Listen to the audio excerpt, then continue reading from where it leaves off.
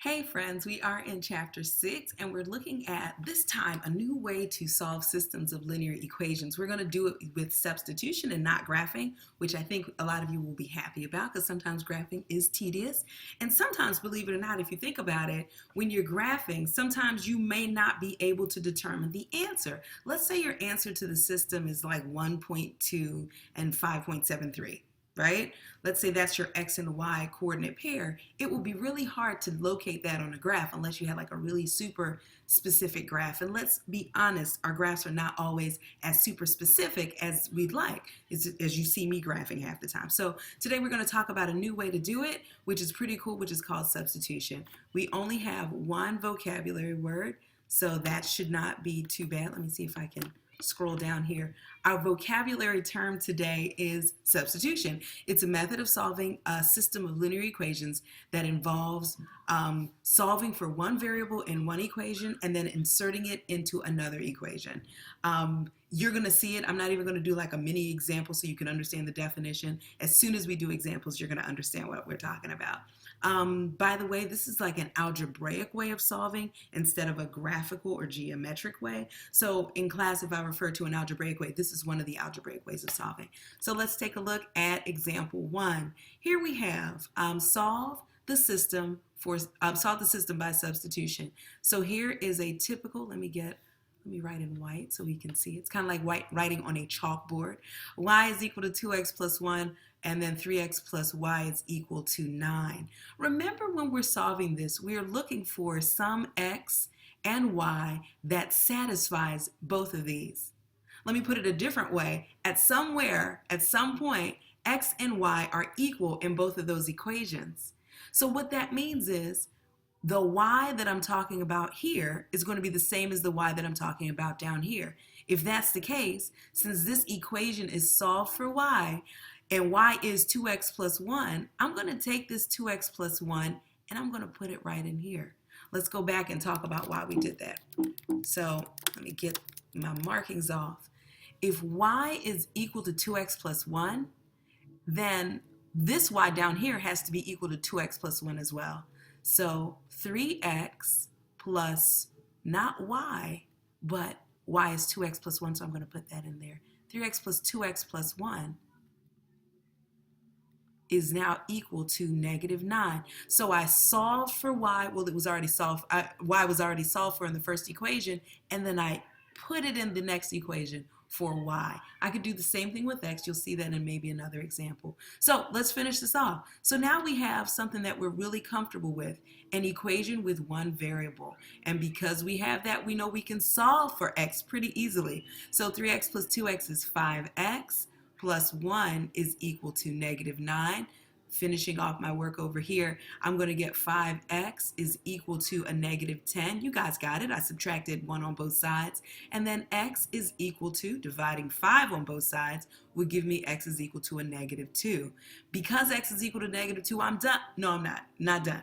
I need to also find out the x and y. So if x is equal to negative 2, I'm going to take negative 2, plug it into either equation, and solve for y. So I'm going to plug in x equals negative 2 for either equation, solve for y. The first one, since it's already solved for y, looks really easy. So I'm going to put 2 times negative 2, right? That's the x value that I'm plugging in there, plus 1. When I do that, y is equal to negative 4 plus 1. Y is equal to negative 3. With that in mind, our ordered pair, the answer that we're looking for is going to be negative 2, negative 3. You can plug them into the equation and check it out. You'll see that it actually works. Let's take a look at another example. Here in example 2, we have a similar situation, two equations with two variables. We want to use substitution method. However, we don't have the convenience of that last example. Let's go back and reflect. Here, y was already solved for, right? Here, we don't have that. We don't have something that's alone, let's say. So it doesn't matter what equation you take, the first or the second one, but what you want to do is look for the easiest variable to isolate. In this case, x looks pretty easy to isolate because I can just put 2y over to the other side. I could isolate y, that's not a problem, but since x is easiest, I'm going to do that.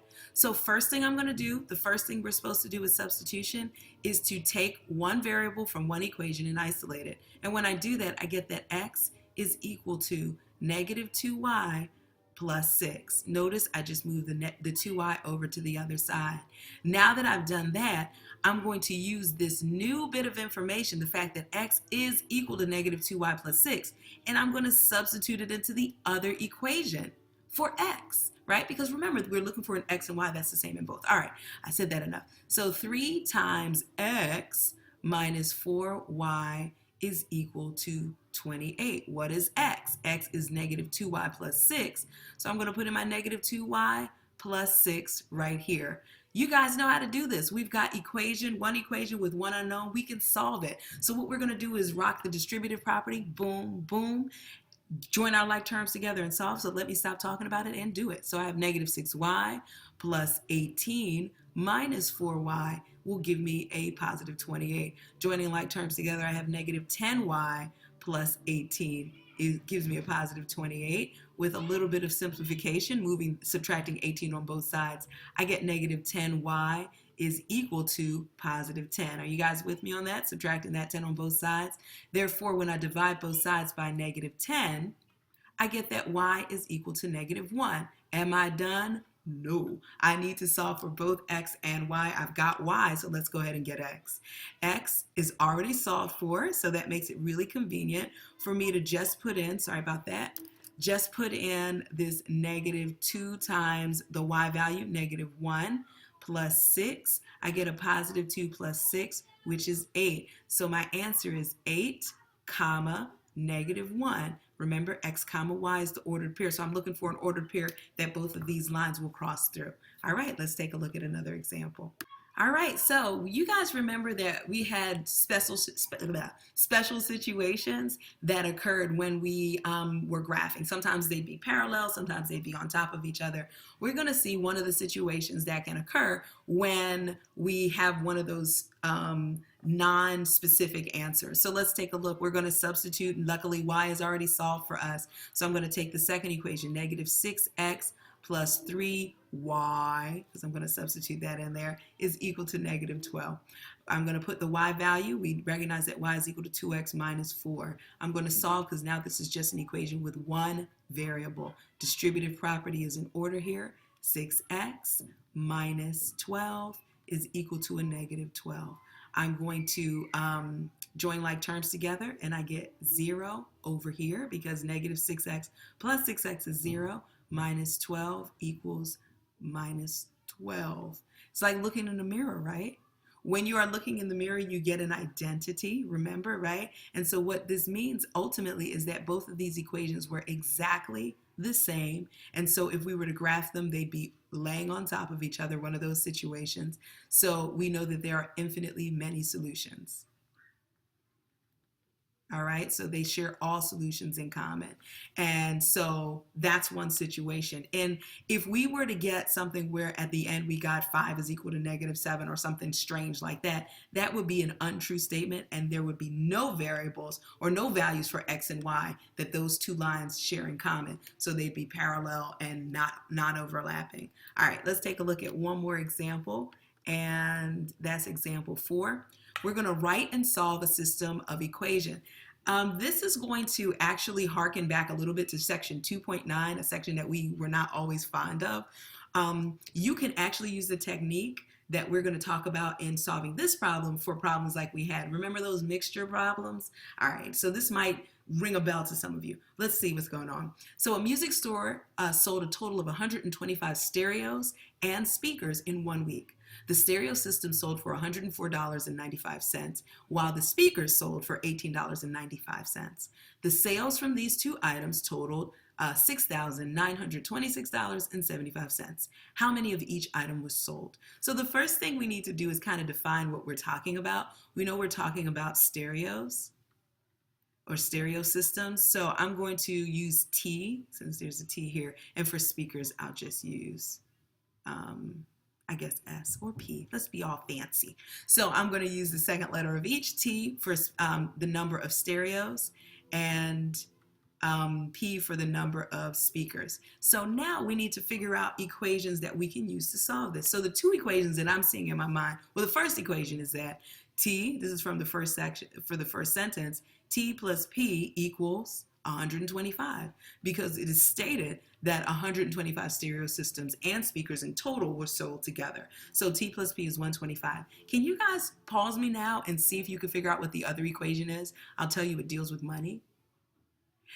If you pause me, I hope that, and you worked on this, I hope that you got the value, since the stereo costs $104.95. I hope you did 104.95 times T, because that would be for each speaker stereo that was sold. And for the speakers, you should have gotten 1895 P, and that should all tally up to the total that those two items, the total received from the sales of those two items, which was $6,926.75. So if we're going to solve this using substitution, I think I need a little bit more space. So if we're going to solve this using substitution, I should not have done that. Let me see what I can do. I'm going to shrink this a little bit, so I give myself a little bit more space. I'm going to shrink all of it. So boop. All right, so that's kind of there. So I'm going to solve this. So what I'm going to do using the concept that we've talked about is to solve for T or P, doesn't matter, but if I solve for T, T is equal to 125 minus P. Simply take one variable, solve for it, then we're going to substitute it into the next equation. So now I'm going to rewrite this equation, 104.95 times T plus 18.95 times P is equal to $6,926.75. So I'm going to put 125 minus P in for T. You guys with me? So a little bit of math, a little bit of distributive property, doing some fun stuff. I'm going to come back and give you some information. Okay, so I had to go and do some calculations because these numbers are mighty big.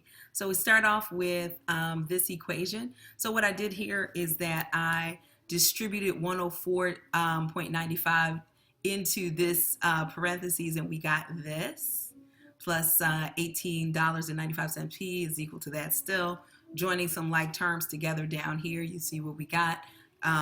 Join these guys together, this became negative 86P. From this step to this step, what we did is we subtracted on both sides 13,118.75. So when you do that on both sides, you're left with this. Did I make that up? Yes. I'm right. Okay, I'm sorry. And then finally, I have that P is equal to 72, because to get from here to here, I needed to divide both sides by a negative 86. So I got P is equal to 72. And since we know what P is, right, since I've gotten P, I can take that and plug it right into the original equation that we started with, which was T plus P is equal to 125, or the speakers plus the stereo system sold as 125. When I do that, I find out that I have P, that T, when I solve that, T is equal to 53. And so that tells me, since we go back and we remember that T represented the number of stereo systems sold in that week, and P represented the number of speakers. So we have this, 53 stereo systems, 72 speakers, woo-ha, and you're excited and you're just like so in there. Okay, anyway, maybe not excited, but I hope it was clear and you understand what's going on. Please let me know if you have any questions. I cannot wait to talk to you and see you soon. Have a good one.